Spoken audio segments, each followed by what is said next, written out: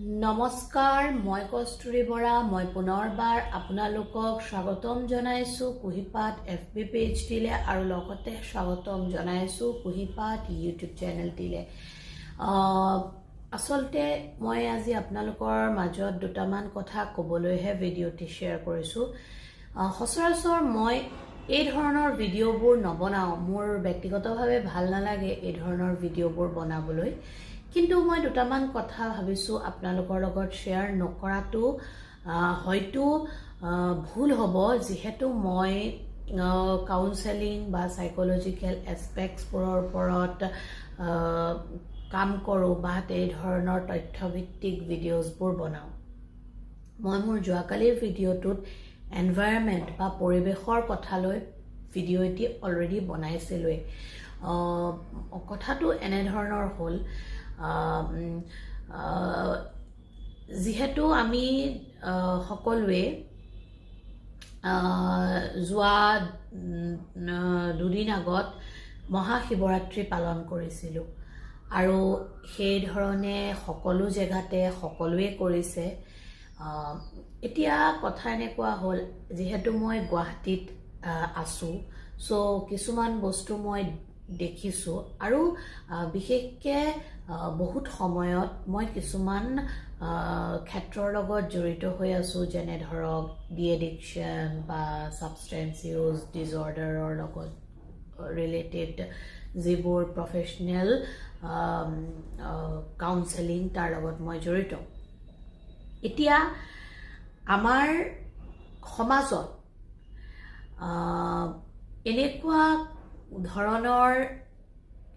যিবোৰ হলি ফেষ্টিভেল থাকে, সেই ফেষ্টিভেলসমূহো বাদ পৰি যোৱা নাই এচাম সুৰাসক্ত আৰু এচাম যিসকলে ড্ৰাগ বা তেনেধৰণৰ ৰাগিয়াল বস্তু ব্যৱহাৰ কৰি পেলাই মাতাল হৈ নিজৰ জীৱনটো ধ্বংস কৰিবলৈ আগবাঢ়ি যোৱাৰ ক্ষেত্ৰত। ইয়াৰ ক্ষেত্ৰত আৰু এটা কথা প্ৰযোজ্য হয়, আপোনালোকেও ছ'চিয়েল মিডিয়া ইউজ কৰি আছে, তো ডেফিনেটলি আপোনালোকেও হয়তো পাইছে বস্তুবোৰ, নিউজ আকাৰে হওক বা ভিডিঅ'জ আকাৰে হওক। ভক্তি আৰু শ্ৰদ্ধা আৰু অৰ্চনা বা পূজাৰ ক্ষেত্ৰত আমাৰ যিটো পৰ্ব আমি উদযাপন কৰোঁ, তাত ক'ত এটা কালচাৰেল নাইটৰ দৰে পাৰ্টি অৰ্গেনাইজ কৰা হয়, সেই কথাটো ভাবিবলগীয়া আৰু চিন্তনীয় বিষয় আমাৰ কাৰণেও আৰু লগতে আমাৰ আহি থকা প্ৰজন্মকেইটাৰ কাৰণেও। কাৰণ ইমানেই বেছি সমাজখন ফেক, ইমানেই বেছি সমাজখন ভণ্ডামি, ইমানেই বেছি সমাজখন উগ্ৰতাৰ দিশে আগবাঢ়িছে যে আমি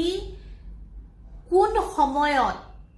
কি পৰিস্থিতিত কি স্থিতিত কি কৰি আছোঁ বা কি উপভোগ উদযাপন কৰি আছোঁ, সেইটো আমাৰ বাবে ইম্পৰ্টেঞ্চ ৰখা বস্তু নহয়। মাত্ৰ আমাৰ টেম্পৰাৰী প্লিজাৰ বা আমাৰ ইমিডিয়েট নিডছবোৰ ফুলফিল হ'বৰ কাৰণে আমি নিজৰ মতে কিছুমান বস্তু বনাওঁ আৰু কিছুমান বস্তুৰ পৰা জানো যে আমাৰ অসুবিধা হ'ব, অপকাৰ হ'ব, জীৱনবোৰ আমাৰ বিপথে যাব, তাৰ পিছতো সেইবোৰ আমি কৰোঁ। ইয়াত এই প্ৰশ্নটো নাহে যে কোনোবাই আমাক নুবুজাই নেকি, কোনোবাই আমাক দেখুৱাই নিদিয়ে নেকি সেই ৰাস্তাটো। প্ৰত্যেকখন ঘৰতে, প্ৰতিখন ঠাইতে থকা প্ৰতিখন ঘৰতে এনেকুৱা এজন ব্যক্তি সদায় আছে যিয়ে আমাক এই বস্তুবোৰৰ পৰা অৱগত কৰে, নকৰা নহয়। কিন্তু আমি সেই বস্তুবোৰ আওকাণ কৰোঁ। আমি নিজে শুদ্ধ বুলি প্ৰমাণিত হ'বলৈ, যে আমি আমাৰ মৰ্জিৰ মালিক, এই ধৰণৰ চিন্তা বা এটিটিউডৰ কাৰণে আমি সেইবোৰ ভুল কামকেই কৰিবলৈ আগবাঢ়ি যাওঁ, যিবোৰ কাৰো পক্ষে ঠিক নহয় বা কাৰো পক্ষে হিতকাৰী নহয়। এতিয়া আমাৰ সমাজখনত ধৰক এজন ব্যক্তিয়েতো কোনোদিন পৰিৱৰ্তন আনিব নোৱাৰে, সেয়া সঁচা কথা, কিন্তু প্ৰতিজন ব্যক্তিৰ নিজৰ চিন্তাধাৰাটোৰ পৰিৱৰ্তন তেওঁলোকে নিজে আনিব পাৰে। আমি যি মানে যিকোনো ধৰণৰ ধৰক ফেষ্টিভেল এটাৰ আঁৰত, যিকোনো ধৰণৰ ভক্তি কাৰ্য এটাৰ আঁৰত, যিকোনো ধৰণৰ অনুষ্ঠান এটাৰ আঁৰত আমি সুৰাপান কৰি, ছিংগাৰ আনি বা আমি ৰাগিয়াল বস্তু ব্যৱহাৰ কৰি বিভিন্ন ধৰণে বেভিচাৰী শব্দটো ক'বলৈ বেয়া যদিও আমি যিবোৰ অসৎ কাৰ্যত লিপ্ত হওঁ বা অসৎ কাৰ্য আমি কৰিবলৈ চিন্তা নকৰোঁ, সেইটো খুবেই বেছি ডাঙৰ প্ৰশ্ন। কিন্তু ক'ৰবাত নহয় ক'ৰবাত আমি আৰ্টিফিচিয়েল হৈছোঁ যদিও আমি ইমানেই বেছি নিজৰ ভিতৰৰ ফালৰ পৰা খালী আৰু ফুপুলা হৈ গৈছোঁ যে আমি মাত্ৰ চবফালে যাতে নিগেটিভিটিৰ এটা বাতাবৰণ বলি থাকক বা এটা নিগেটিভ পৰিৱেশে বিৰাজ কৰক, এই ধৰণৰ এটা পৰিৱেশ আমি আমাৰ চাৰিওফালে বনায়ে গৈ আছোঁ। আৰু এটা সময় এনেকুৱা পৰ্যায়ত আহে যে আমি বনাই গৈ থাকোঁতে নিগেটিভ পৰিৱেশ এটা আমি বহুত চেষ্টা কৰিও, কম সংখ্যক মানুহে অপ্ৰাণ চেষ্টা কৰিও পজিটিভিটি আনিবলৈ সক্ষম নহয়, কাৰণ নিগেটিভিটিৰ প্ৰদূষণে ইমান বেছি বাঢ়ি যায়। আমি মিমছ বনাওঁ, মিমছ চাওঁ, আমি ফূৰ্তি কৰোঁ, আমি হাঁহা comic video', stand up comedy, সকলোবোৰ বস্তু আমি এনজয় কৰিব লাগে, তাত কাৰো ক'তো বাধা নাই। কিন্তু আমি কিছুমান ইনফৰমেশ্যনৰ মানে ফিডিং আমি আমাৰ ব্ৰেইনক দিওঁ ন, যেনেকৈ আমি এটা ইনফৰমেশ্যন পাওঁ তেনেকৈ আমাৰ ব্ৰেইনে লয়। আমি আমাৰ ভৱিষ্যত প্ৰজন্মটোৰ কাৰণেও আৰু নিজৰ কাৰণেও এনেকুৱা কিছুমান মানে নথকা ইনফৰমেশ্যন ফিড কৰাও আমাৰ ব্ৰেইন বা মস্তিষ্কত, যি আমাৰ ব্ৰেইন বা মস্তিষ্কত আমাৰ চিন্তাধাৰাৰ ওপৰত খুব বেছি মানে বিৰূপ প্ৰভাৱ পেলায়। এতিয়া আমি যিমান ধৰকচোন হিন্দু লোকসকল বা সনাতনী ধৰ্মৰ লোকসকলে যি ধৰণে পূজা কৰিছোঁ, পাৰ্বণ কৰিছোঁ বা যি ধৰণে আমি নিজৰ আস্থা ভক্তিক ধাৰ্মিকভাৱে মানিছোঁ, সেই ব্যক্তিসকলেই নিজৰ ভৱিষ্যতৰ ল'ৰা ছোৱালীখিনিৰ কাৰণে যি এটা পৰিৱেশ দিছে বা যি ধৰণে সেই ধৰকচোন ভক্তি বা আস্থাৰ বাটটো দেখাই দিছে, সেইটোৱে আটাইতকৈ ডাঙৰ ভয় লগা কথা। হয়তো ক'ব নাপায় কোন শাস্ত্ৰ, কোন বেদ, কোন পুৰাণত এইটো আছে যে আমি এনেকুৱা ধৰণৰ মিমছ এটা এনজয় কৰিম যে মহাদেৱ বা শিৱ ভগৱানে ভাং বা কি কয় তেনেকুৱা ধৰণৰ ৰাগিয়াল বস্তু সেৱন কৰি তাণ্ডৱ কৰিছে, সেই ধৰণৰ ৰাগিয়াল বস্তু সেৱন কৰি হাঁহিছে। এনেকুৱা ধৰণৰ বস্তুবোৰ জানো ৰং ইনফৰমেশ্যন ফিড নহয়? আমাৰ প্ৰত্যেকটো কাৰ্যই, মই আগতেও কৈছোঁ, মনোবৈজ্ঞানিক দৃষ্টিভংগীৰেই হওক, আমাৰ চিন্তা চৰ্চাৰ আধাৰ হওক, প্ৰত্যেকটো কাৰ্যই আমি যি ধৰণে